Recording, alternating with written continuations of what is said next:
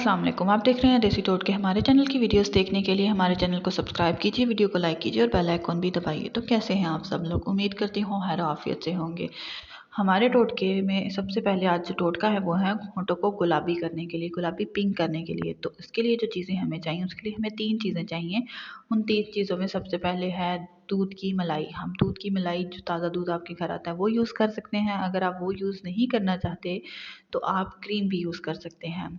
हमें दूध की मलाई के 2 चम्मच चाहिए। 2 चम्मच दूध की मलाई लेने के बाद आप इसके अंदर ऐड करिए, इसको अच्छी तरह हिला लीजिए ताकि टूट जाए। और उसके बाद इसमें ऐड कीजिए गुलाब का अर्क। मेरे पास ये गुलाब का अर्क है तो मैं ये यूज़ कर रही हूँ।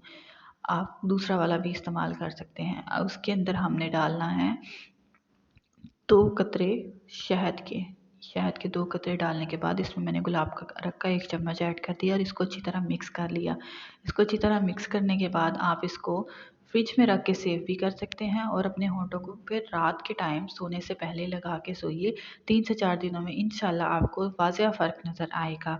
आप हमें हमारी ऑफिशियल वेबसाइट पर भी फॉलो कर सकते हैं, desitotka.com। बहुत शुक्रिया।